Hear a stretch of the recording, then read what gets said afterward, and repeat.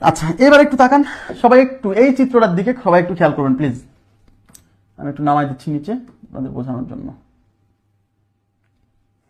মনোযোগ দেন। দেখেন এখানে বলছে ইন দা ফিগার, সবাই তাকাবেন please. In the figure line A and line B are parallel. এই যে লাইন এ মানে এটাকে বোঝাচ্ছে, লাইন বি মানে এটাকে বোঝাচ্ছে, আর parallel. Then find the value of A plus B. Then find the value of A plus B, তার মানে এই কোণ আর এই কোণের যোগফল চাইছে। সবাই একটু তাকান, এই ধরনের চিত্র, এদিকে তাকান, এদিকে সবাই মনোযোগ দেন। এই জায়গাতে একটা দারুণ জিনিস বোঝাবো, এই জায়গাটা আপনি যদি বোঝেন তাহলে কোশ্চেন কমন পড়া লাগবে না, আপনি সলভ করতে পারবেন। একটু তাকাবেন, সেটা হচ্ছে যদি কখনো দেখেন যে দুইটা সমান্তরাল সরল রেখা আছে আর এর মধ্যে এরকম যাই দেওয়া থাক, কিন্তু আমরা এই চিত্রটাকে একটু মডিফাই করব।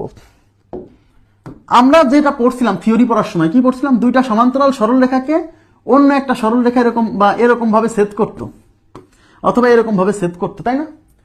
আমরা এরকম কোন চিত্র যদি পাই যেখানে দুইটা সমান্তরাল সরল রেখা আছে, মাঝখানে আরো কিছু দাগ টাগ দেওয়া আছে, ওই চিত্রটাকে আমরা এই চিত্র বানাই ফেলবো। প্রথম কাজ হচ্ছে এইটা। তারপরে কি হয় হোক, প্রথম কাজ হচ্ছে ওই চিত্রকে আমরা এই চিত্র বানাই ফেলবো। মানে দুইটা সমান্তরাল সরল রেখাকে অন্য একটা সরল রেখা তির্যক ভাবে ছেদ করবে, এরকম একটা চিত্র বানাই ফেলবো। তাহলে এখানে কিন্তু দুইটা সমান্তরাল সরল রেখা, এখানে কিন্তু দেখেন এইটা কিন্তু এই যে এইটা কিন্তু সেই ছেদক, দেখছেন? এটা কিন্তু সেই ছেদক, কিন্তু পুরোটা দেখাই নেই। আমরা কি করব? আমরা আমাদের মতো করে পুরোটা কমপ্লিট করে নিব। মানে এই যে এই অংশটা দেখাইনি, আমরা দেখাই নিলাম। আমি অন্য কালার দিচ্ছি যাতে বুঝবেন যে এই চিত্র মানে এইটুক ছিল না।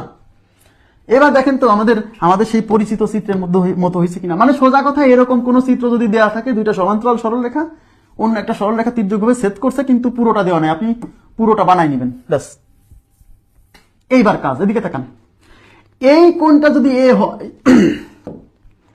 এই কোণটা যদি এ হয়, তাহলে এই কোণটা এ হবে কেন বলেন তো? বুঝতেছেন? এই কোণের একান্তর কোণ এইটা, চেনা যায়?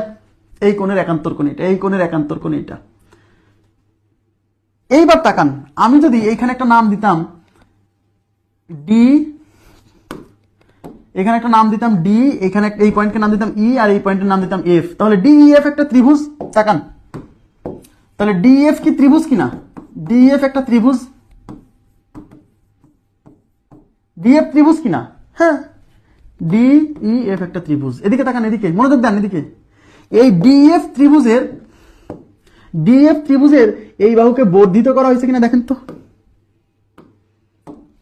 এই ডিএফ ত্রিভুজের এই বাহুকে বর্ধিত করা হয়েছে কিনা দেখেন। এই যে ডিএফ ত্রিভুজ, এইটা হলো ডিএফ ত্রিভুজ। এই ডিএফ ত্রিভুজের এই বাহুকে বর্ধিত করা হয়েছে কিনা বলেন? বর্ধিত মনে হচ্ছে না? আমরা একটু আগে পড়ে আসছি, কোন ত্রিভুজের একটা বাহুকে যদি বর্ধিত করা হয়, তাহলে এই যে বহিস্থ কোণ উৎপন্ন হয়, এই বহিস্থ কোণ এর অপোজিটে যে দুইটা অন্তস্থ কোণ আছে, এই দুইটার যোগফলের সমান। তাহলে এর অপোজিটে অন্তস্থ কোণ আছে এ আর বি, তার মানে এই এ প্লাস বি হবে এই 45 ডিগ্রি। এই জন্য এটার উত্তর হচ্ছে A plus B is equal to 45 degree. ওই থিওরি যদি এখন কেউ না জানে তাহলে তো সলভ করতে পারবে না।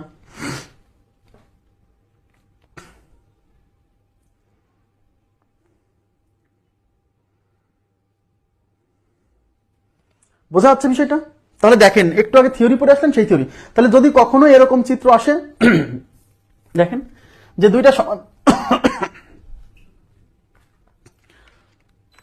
দুইটা সমান্তরাল সরল রেখা দেওয়া আছে, কিন্তু এখানে ছেদক দিছে, কিন্তু ছেদকটা ছেদ করে না। মানে দুইটা সমান্তরাল সরল রেখা আপনার দেওয়া আছে, আপনি যেভাবে হোক একটা টান দিয়ে ছেদক বানায়, ছেদক দেওয়া থাকবে না, পুরোটা দেওয়া থাকবে না, আপনি ছেদক বানায় কাজটা করবেন, ওই চিত্রটা বানায় ফেলবেন।